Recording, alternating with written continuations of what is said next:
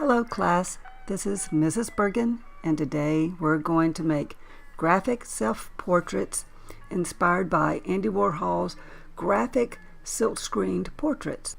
But we will do our image manipulation in Photoshop. First, a little background information on the artist Warhol.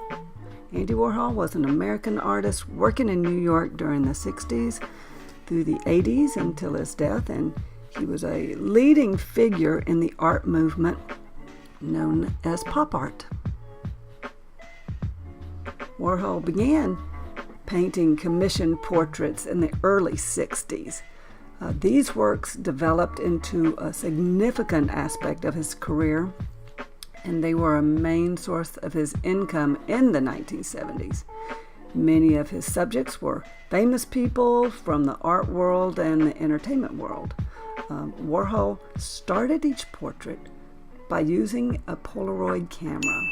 The Polaroid afforded a very high contrast image that Warhol then enlarged and transferred onto a silk screen. Each portrait was underpainted first.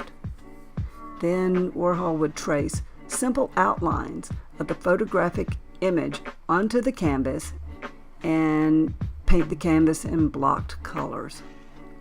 Once these background colors were dry, he would print the photographic silkscreen image on top. And as you can see here, he used himself as subject matter quite frequently. Next, we have some other portraits that he was famous for. This is a famous portrait of Marilyn Monroe. Here's another painting of Michael Jackson and also Queen Elizabeth. A famous movie still of the singer and actor Elvis Presley, which he repeated again and again. And here you can see the famous 8 Elvises. Well, let's begin. First, take a selfie or have a friend take your picture using a digital camera and upload the image to Photoshop. Okay, you want to get rid of the color in the background of the photograph, or the whole photograph. And you can do this a number of ways.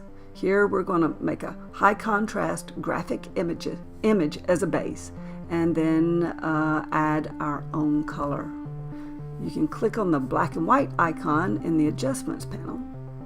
And Photoshop has a few ways to turn an image to black and white, and this is just one. Apply a graphic treatment to the image. Click on the posterize icon in the adjustments panel. Experiment with the slider in the properties panel, and 4 or 5 works really well. Now you all can adjust and experiment with all kind of filters, but at some point you'll have to commit to one. Okay. Right here you can add levels, layers by clicking on levels icon in the adjustments panels. Drag it under the posterized layer in the layers panel. Play with the slider in the properties panel to increase the contrast in your image. Photoshop has other creative tools, like I said before, to achieve graphic looks. So you can also try gallery effects filters like poster, edges, and stamp. Okay, next we'll add color. Click on the page icon at the bottom of the layers panel to create a new layer.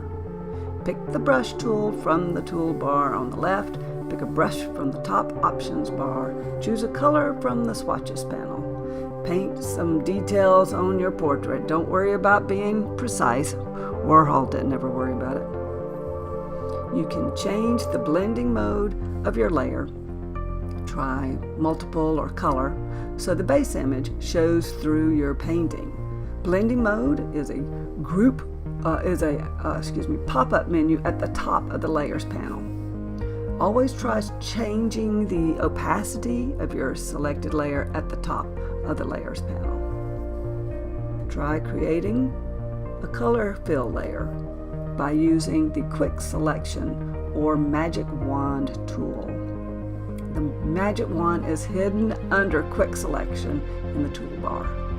You will see it when you hold the mouse down on that tool. Make sure to check Sample All Layers in the top options bar.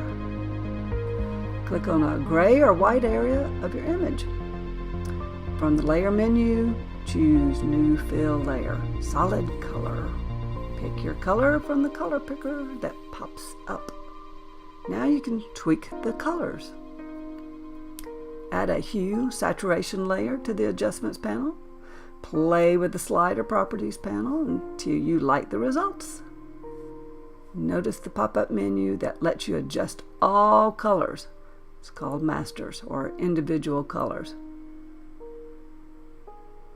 Once you're done, don't forget to save your work.